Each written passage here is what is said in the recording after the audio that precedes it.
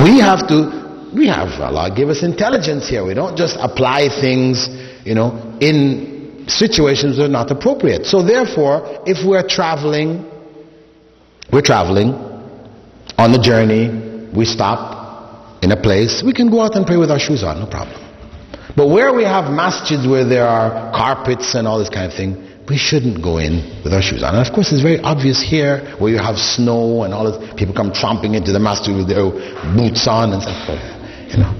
Nobody's going to accept that. Even if we accept praying with your shoes on, we're not going to accept that. Right? So we also need to use some hikmah and wisdom in reviving the sunnah, knowing at the same time, as I said, that what they call Wahhabi, and Wahhabi came from the name Muhammad ibn Abdul Wahhab, who was a scholar from Arabia who went to Iraq and studied there and came to understand that approach to the deen, which we refer to as the Salafi approach, and did not restrict himself to the Hanbali madhab, which he had studied under and brought back to Arabia. He opposed tawassul, that is praying to the Prophet ﷺ or through the Prophet ﷺ. He opposed it, and he opposed going to the graves of the saints and these type of things. This movement that he began was a revivalist movement to try to bring people back to Islam as it was revealed to Prophet Muhammad ﷺ. But he was doing it at a time when the mass of the ummah was astray. So when they saw him calling to these things, he appeared to them to be deviant. And his followers, for example, when they came in and conquered Mecca and Medina in the 20s, and they went into the graveyards of Mecca and Medina, and they tore down all of the gravestones and the huge buildings that they had built over the graves, huge structures, domes and things. If you see pictures of the graveyard, in that time, it looked like a city. Cities, houses built over the dead. So they went in there and they destroyed it all. The Muslim Ummah screamed out at this time, what? These mad heretics, they're destroying our artifacts. They didn't know, they were ignorant that Prophet ﷺ told Ali to go and level every grave he found more than a palm's width above the ground. Level it. Break all the idols and level the graves. They were ignorant of it. So the movement appeared to be a heretical movement, and that's why they gave them this label, Wahhabi, which came to mean heretic. Ahl Hadith, of course, this term was used by the Hadith scholars. Imam Malik in his time, they were referred to as Ahl Hadith. All the great scholars, Bukhari, these are Ahl Hadith. Now, obviously it's a good thing. The Ahl Hadith were the people who stuck with the Sunnah, authentication, all these kind of things. But in India, when the Salafi movement arose and they were telling people don't blindly follow the madhab and so on, so we need to get back to the Quran and the Sunnah, they used the term Ahl Hadith now to mean heretic. So you find, for example, just recently some brothers emailed me from Bangalore in India that these leaders from the Hanafi school there, which is the common school of Islamic law, they met in Bangalore and they issued a fatwa that it is not permissible to pray behind the Ahli Hadith people. This is ignorance. It's actually going back to a state where Muslims in the past had split up and wouldn't pray behind each other. Anyway, that basically covers our topic. What about the ruling on playing chess? Playing chess is permissible, but where doing so detracts us and stops us from the wajib, we miss our prayers and these kind of things, then it can become haram relative to ourselves.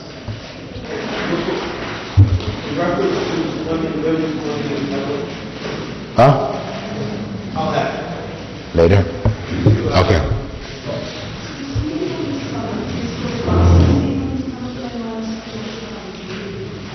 Going to sleep on one's stomach, right?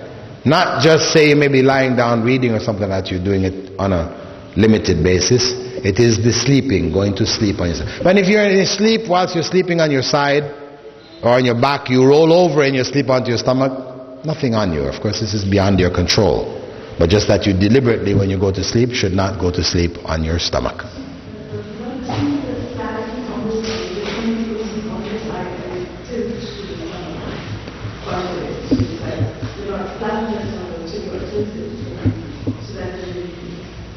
No. Lying on the stomach is lying on the stomach. You're flat out on your stomach. Where's the proper position if you're making salat, you're already making your sunnah, and the iqamah is called, and you're lining up? If the iqamah is called whilst you're doing sunnah, break your sunnah and join the fard. Yep. No taslim, because taslim is only when you're completing salah. Your salah is incomplete. You'll make it up. No, not really. I mean, I know scholars have taken the position, that if you're already halfway through or you're past the first ruku or they've made different conditions, then better just hurry up and finish it and then join. And I used to hold that opinion also. But then I saw the hadiths and I read about the practice of the Sahaba, which indicated that when that iqamah is made, just break it and join the prayer. Finish. Because it's sunnah. It's voluntary prayer. You can always do it after. So why, when you have a clear instruction where the Prophet ﷺ said, if the iqamah is given, no prayer is accepted except the compulsory prayer. That's clear. So we give it, we leave it. Okay, last question, we're gone.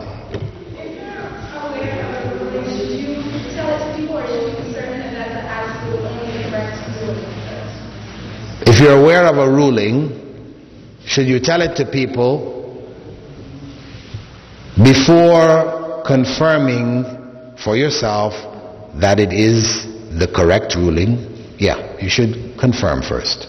Shouldn't tell it to people. If you know it's something which is different from what everybody else is doing, then you better find out the evidence for it so you don't end up and tell people, no, you shouldn't do that. Why? Oh, I heard. You heard, please. Please. No, otherwise we have confusion here. If we have a hadith, we have Quran, we have practice of the Sahaba, if we're going to tell people things, we need to bring that along with it. Give them the evidence. Right? Inshallah. Subhanak Allahumma bihamdika, nashhadu an la ilaha illa ant, nastaghfiruka wa natubu ilayk. Alhamdulillah, wassalatu wassalam ala rasulillah. I hope that you all found the examination easy.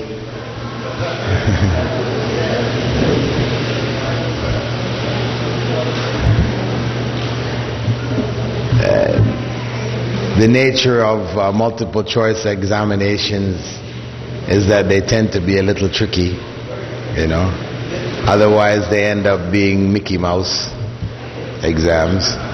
So there had to be some twists here and there, but inshallah you recall the material and were able to answer it easily enough, inshallah. The passing grade would be 60%.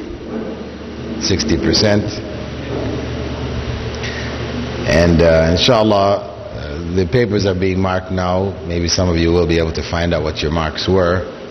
But otherwise, the marks will be sent to you along with the certificates.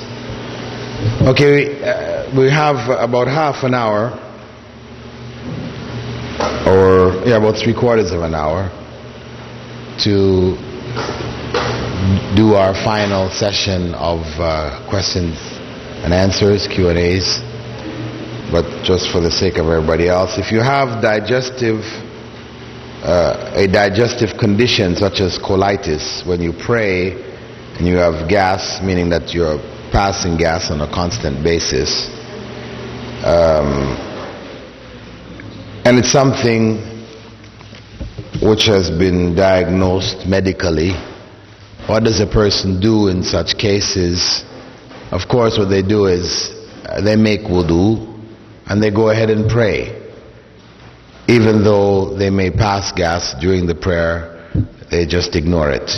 But for each prayer, you would make wudu again. Each time you have to pray, you'd make wudu. And it would be treated the same as a person who has, for example, a urinary problem where they have urine dripping, it doesn't stop.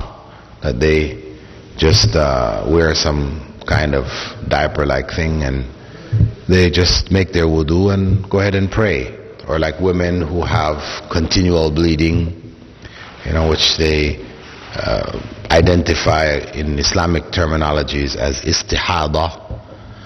Then the woman makes wudu for each of the prayers. She stops praying during the period which was equivalent to the period of menses that she normally had, and then what comes after that normal 5 days, she considers it to be non-menstrual, and she continues to pray. She would make her ghusl coming out of that state of impurity due to menses, and then she would pray, making wudu for each of the prayers. What is your position on economic migration or immigration? To immigrate from the land of Muslims to the land of non-Muslims for economic reasons is haram. To go temporarily for business, you go and you sell and you trade, etc., and you're involved in dawah in the process, or you go for a certain amount of education or for medical treatment, things like this, is permissible. But just to go because life is better there, yarhamkallah, which is the common situation for many, unfortunately, many Muslims in the West.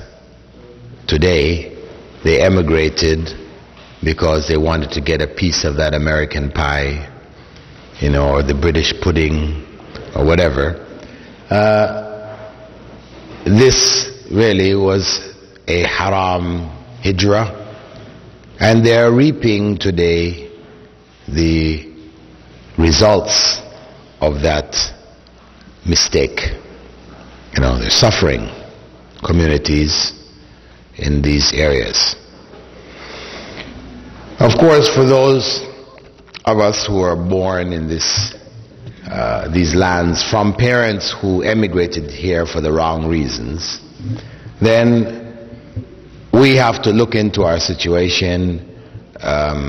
If we're able to work for the sake of Islam and Islamic community and these kind of things whilst we're here, then alhamdulillah, one may do so and continue the struggle.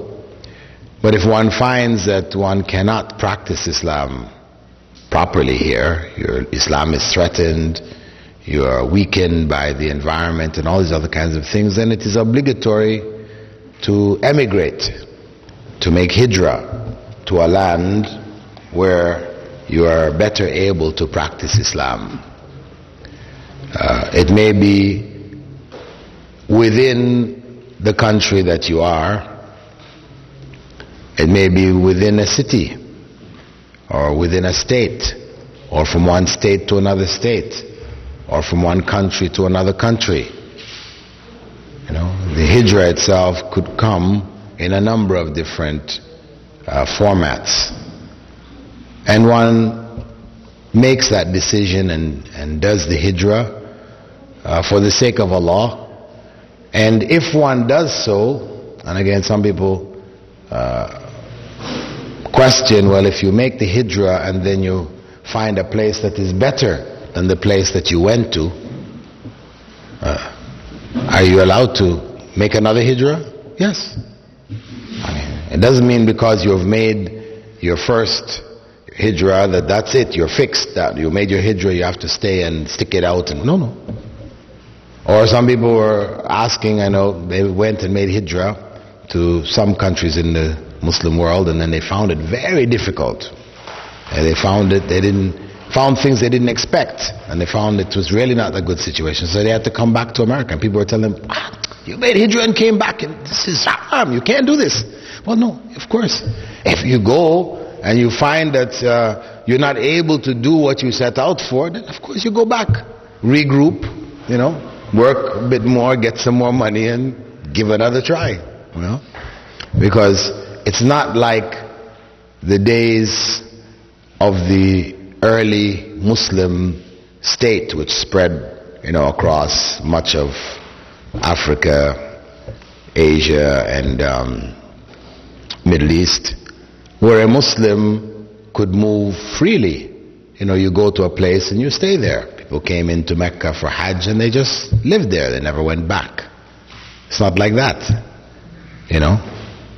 If life is not comfortable in the place you are, you don't have the right to stay there and live there, because new rules have been put in place where you're not a citizen, quote unquote a citizen, then you don't have certain rights.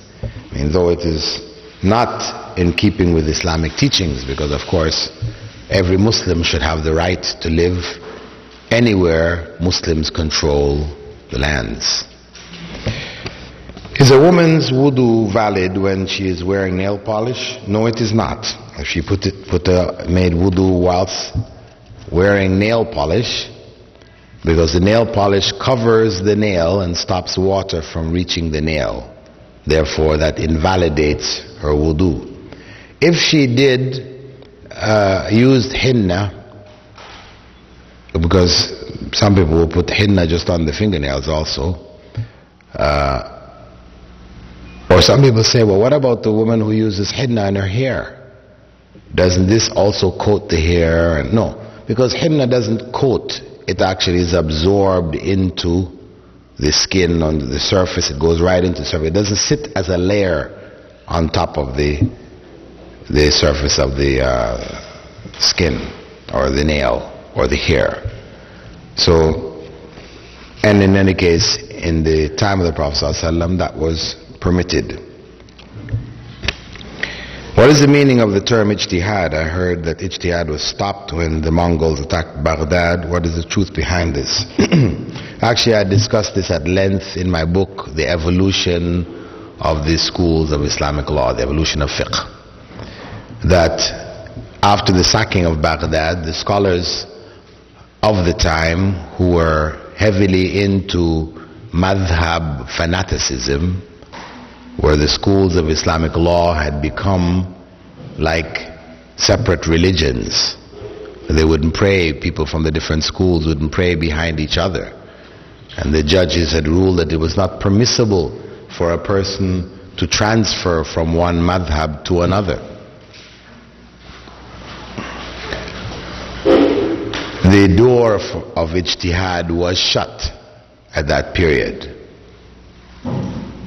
But there were scholars who rejected that closure and continued to practice ijtihad and refused to accept these artificial rulings prohibiting people from switching from one school to another.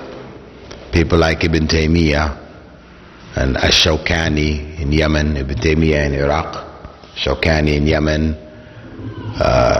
Shah Waliullah in India, and others. They rejected this and continued to study and to teach beyond the confines and to make rulings beyond the confines of the madhab. Nowadays, most modern scholars recognize or accept that ijtihad can be done now, and the Mujamma al-Fiqhi, which is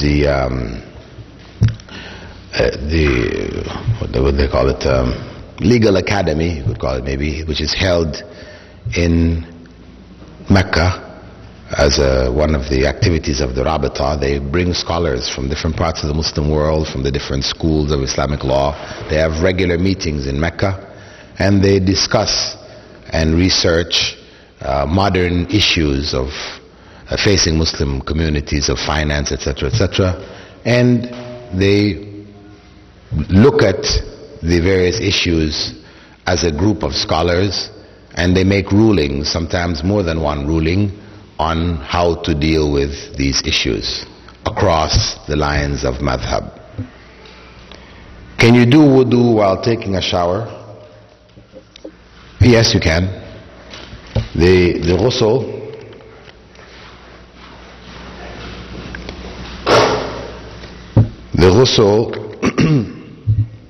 from janaba, as was the practice of the Prophet ﷺ, was to make wudu after washing one's privates, to make wudu and then to put water completely over the whole body. So it's a combination of wudu and ghusl. When two authentic hadiths conflict, what should one's position on this be? Well, the basic position is that we should try to blend the two hadiths together, work with both of them together by interpreting one as being general and the other one as being specific. Right? Where you have two authentic hadiths which conflict or appear to conflict.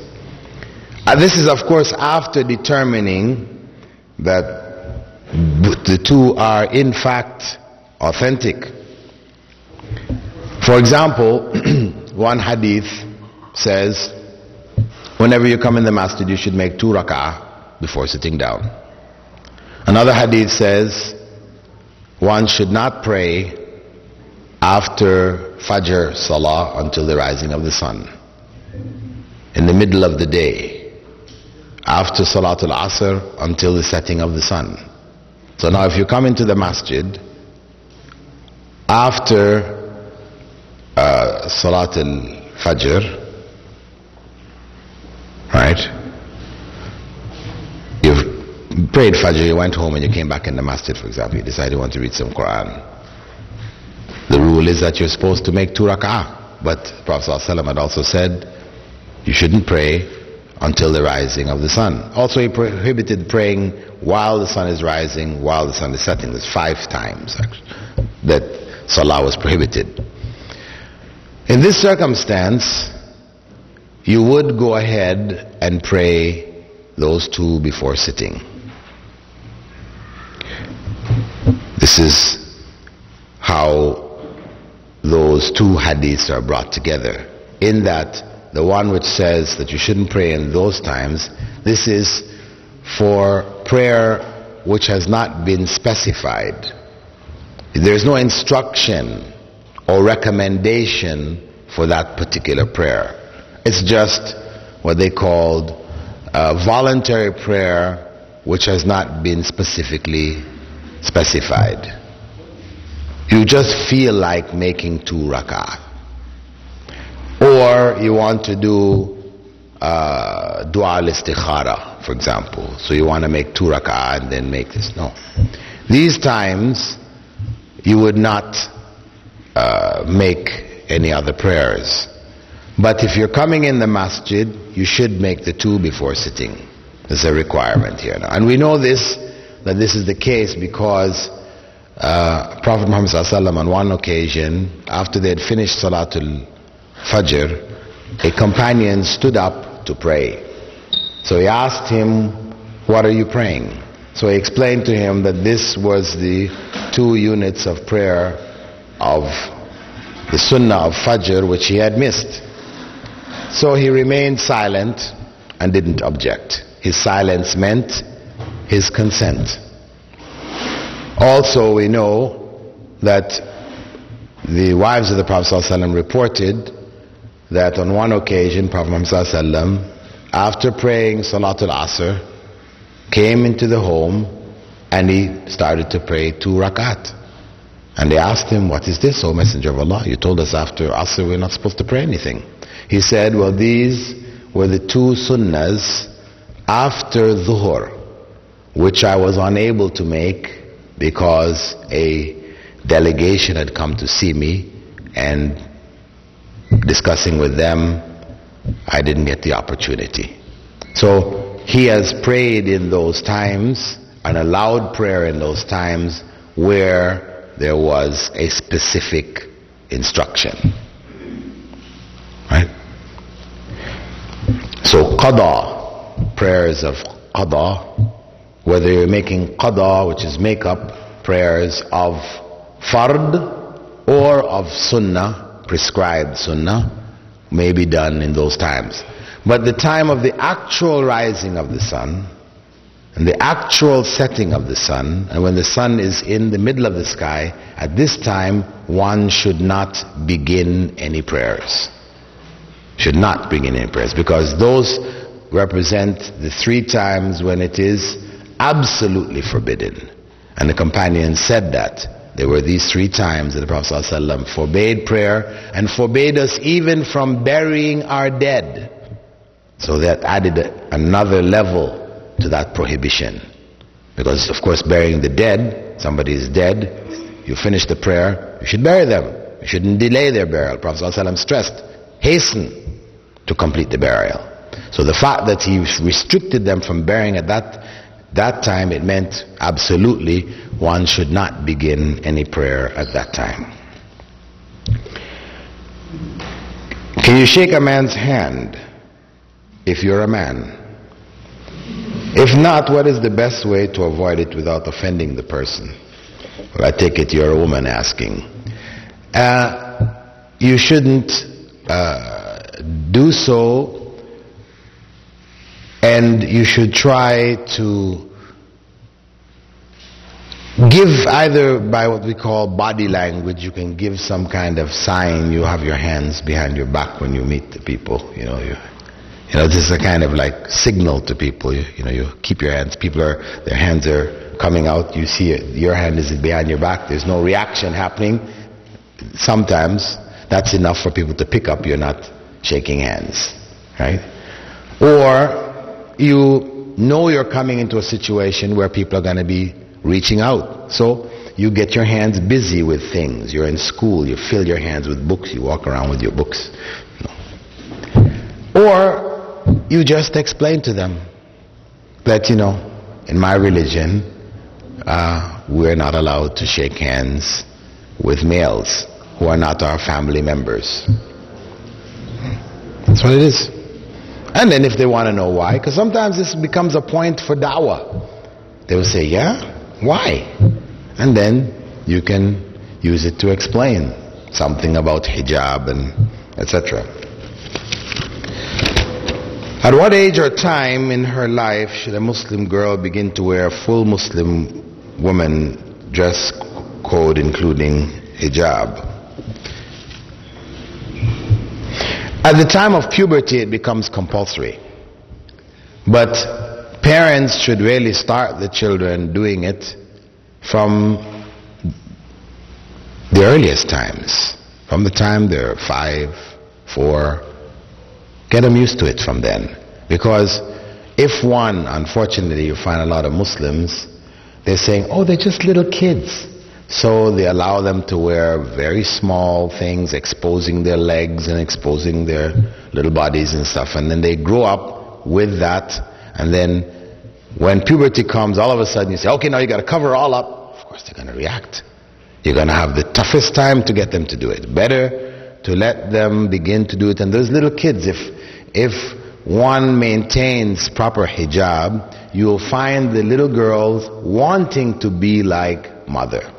I mean, I know it. My little daughter, from the time she was 3, she was wearing abaya. Jilbab. Whenever she went out, she'd have her whole khimar, jilbab and everything. She asked. And first my wife and I were discussing, should we, she's still small and, I said, if she wants, if she's asking, let her do it. Why not? And it's good. And she feels proud about it. And, and people, of course, whenever people say, they say, MashaAllah, and this gives her further encouragement, to want to do it. So it's better to start them as young as, they willingly accept it when they're, of course, we don't have to pressurize them. So it doesn't mean they have to do it every time. But to get them in the habit from the time they're quite young, this is the best thing. Is the following statement true or false? Oh, I'm getting an examination here now. When a girl is in the presence of her father or brother, her real brother, she must cover her hair. If this is true, then why is it so? It is not true. At what age does Salah become obligatory for children? At the age of puberty.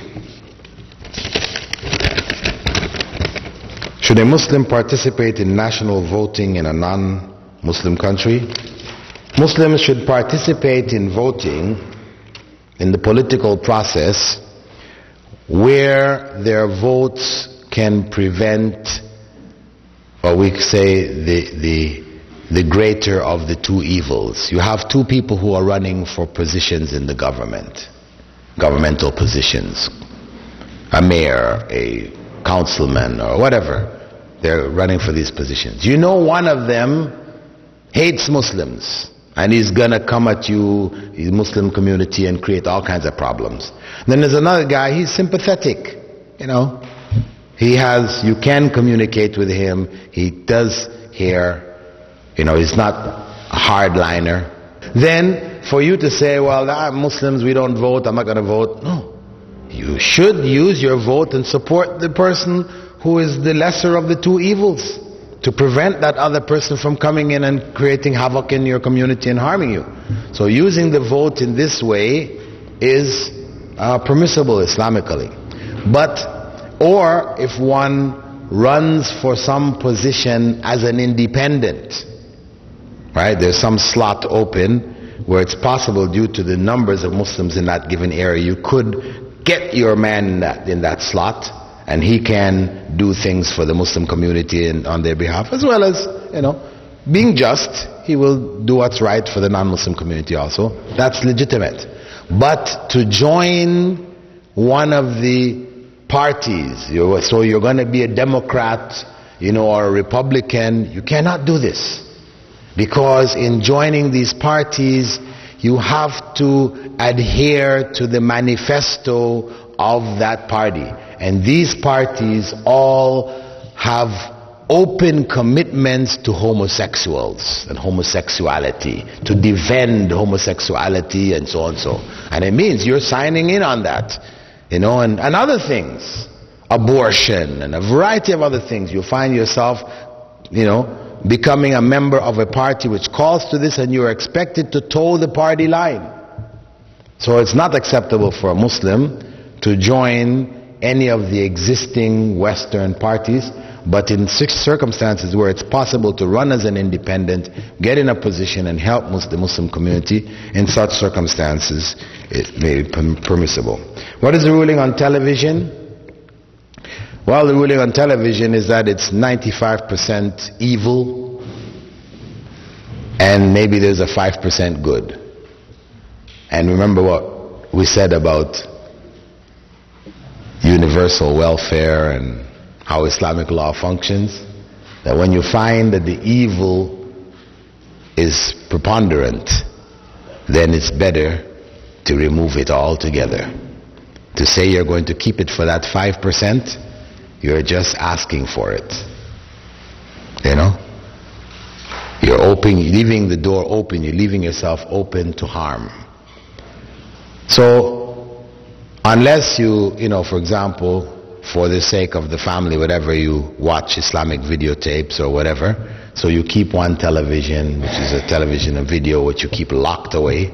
You only take it out when you have to watch these Islamic things, otherwise it's locked away. The kids don't have the idea that, you know, we do have this one television, and when mom and dad aren't in the house, they can get down and watch it. No, you don't want to leave that door open. You should have strict control over it.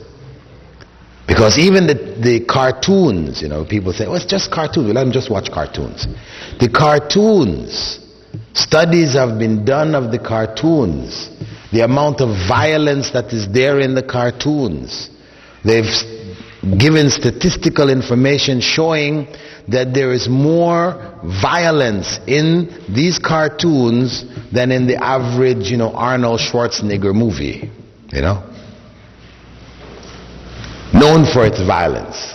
These cartoons are much more violent, more violence per minute or per 60 seconds or per half a second, So there is evil in them. Furthermore, these cartoons, though we think that, it's just simple, it's just cartoon figures for children's entertainment and so on, the point is that these people have an agenda.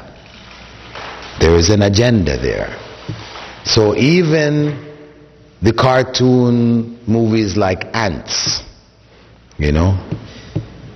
or what's this one called, Shek or something? Shirk, or what's his name? Shirk? We call it Shirk, really. Anyway, these cartoon movies, dinosaurs, it's just dinosaurs. But hey, there is a love story going on there. People are kissing and all this kind of stuff. It's dinosaurs kissing, but hey, they're telling, their message is being sent here. There's no marriage going on, right? The answer, the point is that their values are being promoted and propagated,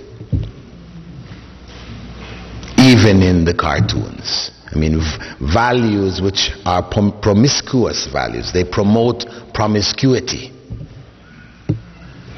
So we have to be very careful when dealing with the media. Is Salatul Witr Sunnah or Wajib? It is Sunnah. I know in the Indo-Pakistani, they have the subcontinent, they have this phrase to the effect that Witr Wajib, they call it, or something like this, and it's generally sort of looked at in that way, but it's not Wajib. In fact, the Prophet ﷺ was asked specifically, is Witr Wajib? And he said, no.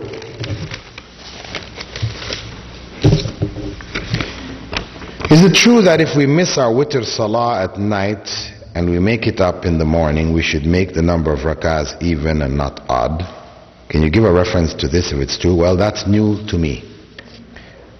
If you miss Witr, as far as I know, you're doing your Witr as 3 rakah, you do 3 after Fajr.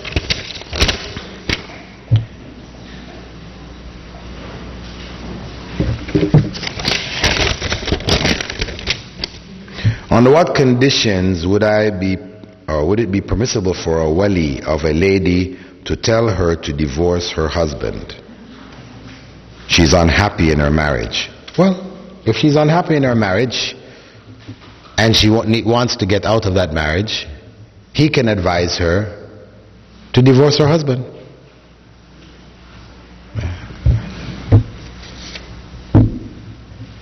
The circumstance where she is not unhappy, and this is a problem which Muslims, due to their commitment to parents, Muslims from the Middle East, from the Indo-Pakistani subcontinent, where they have this strong commitment to parents. Cases come to me where, brother says, listen, my father says I should divorce my wife. My mother says I should divorce my wife. She and my wife got into an argument, and my mother told me I have to divorce her. What should you tell such a person? You tell them no. They shouldn't. But of course there is a case in Islamic history where Umar ibn al-Khattab told his son, divorce your wife. And the son came to Prophet Muhammad ﷺ and asked him, my father said I should divorce my wife. And the Prophet ﷺ said, divorce her. So they say, here is the evidence. But here is a question. There's a big question here. Can we take that as evidence for any parent to now go tell their child, divorce your husband, divorce your wife? Look at the circumstance here. See, somebody had asked me before too that, where the Prophet ﷺ gave rulings for different circumstances in the time of the Prophet ﷺ, can we apply these things across the board? In general, yes. In general, when the Prophet ﷺ said, this is so, that is so, he approved this, so, this can be taken as a general permission for anybody to do it. Right?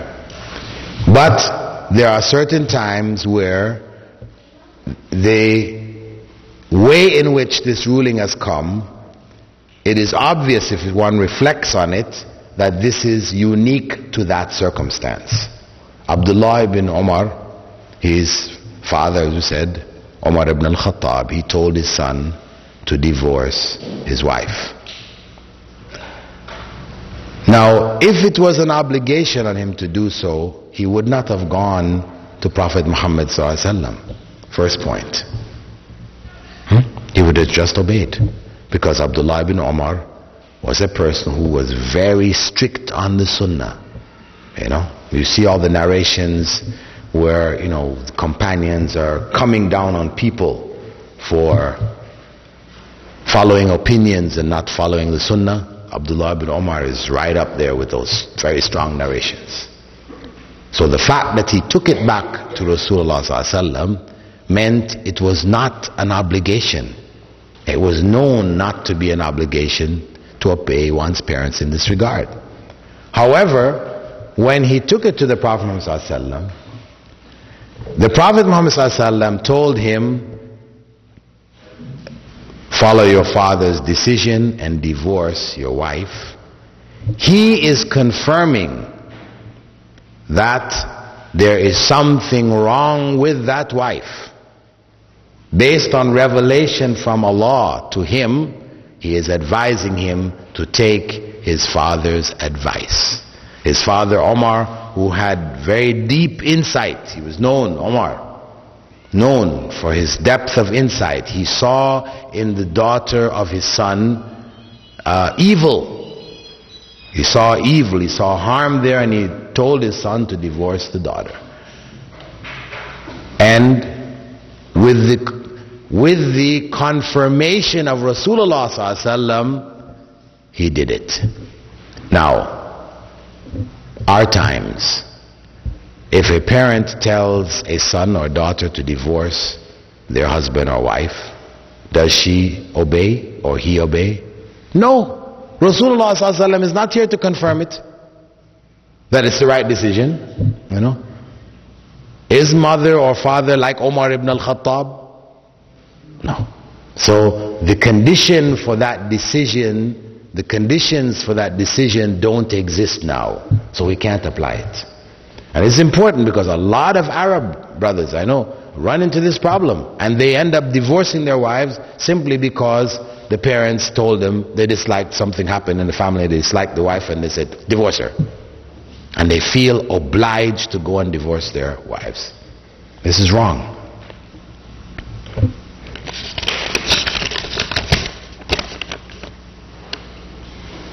Do you not have to obey your parents unless they ask you to do something haram? Yes.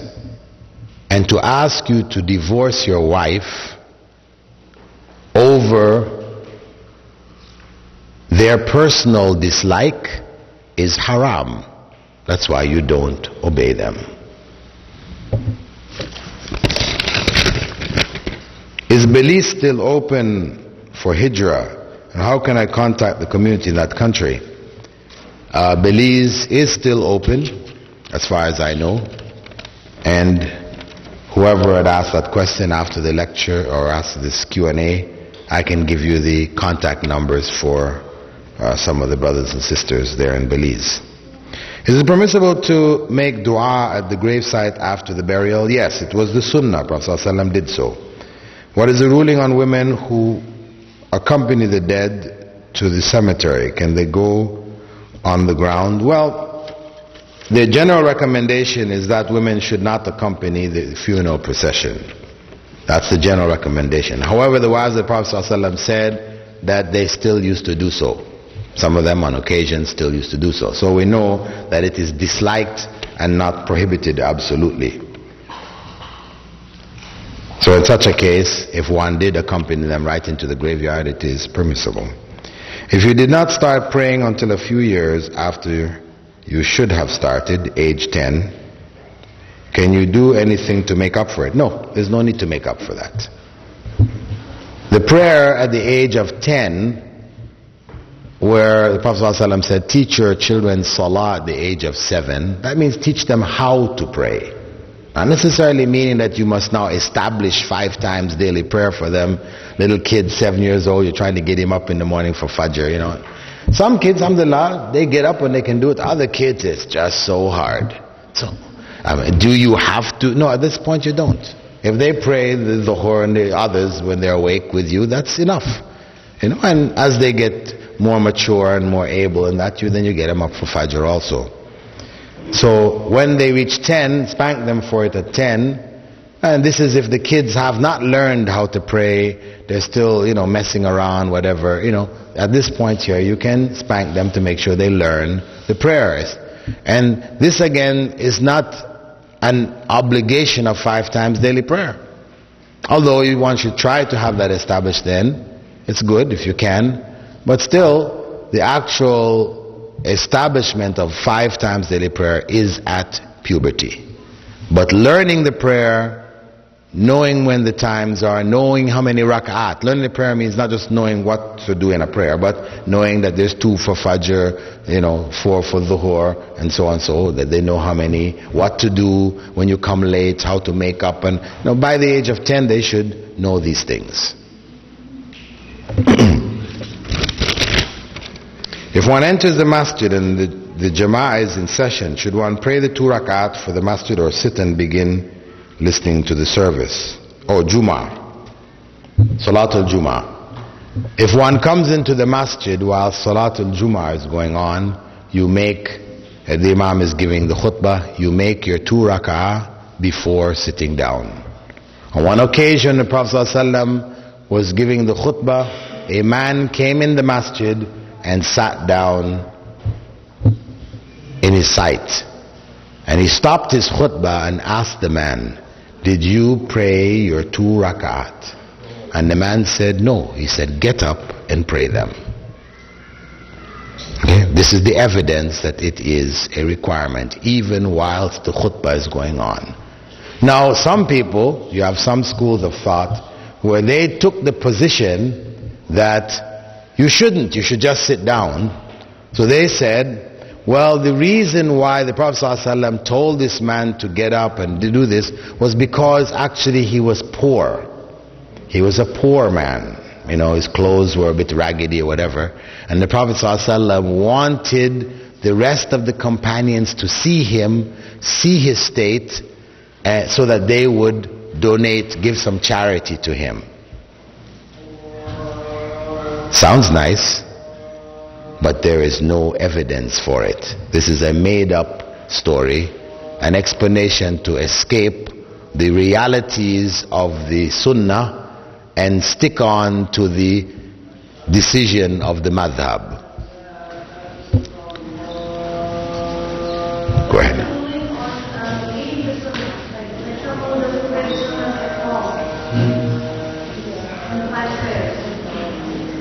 To make the Sunnah prayers, what is the ruling on it?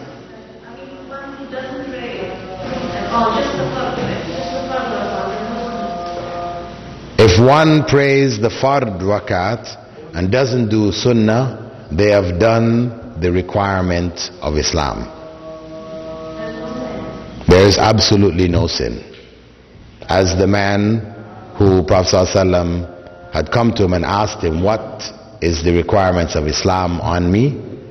And the Prophet ﷺ told him that, and he said, I will not do any less, nor will I do any more. And he said he will go to paradise if he is truthful.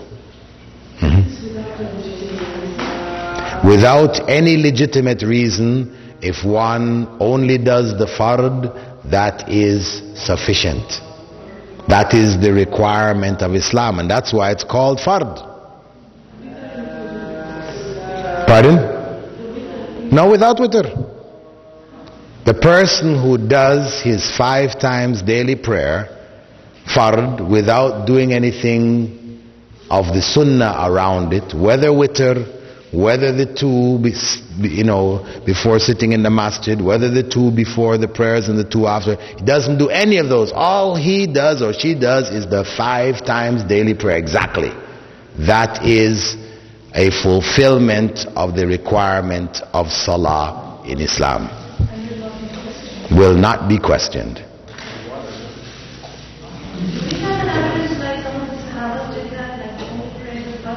I just told you about the man. This man, with very famous hadith, it's in Sahih Muslim, where the man said, that's all I'm going to do.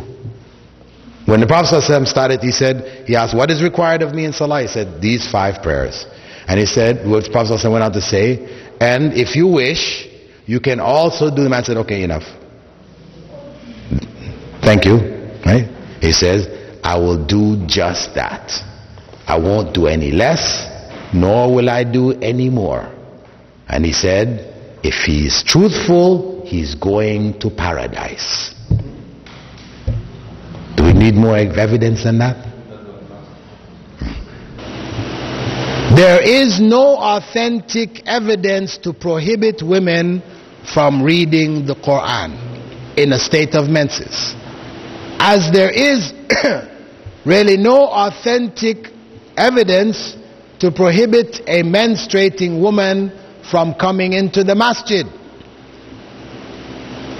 But if you try to say that amongst the average Muslims today, they would think that you have lost it, you've gone astray. You are now a heretical Wahhabi maniac, right?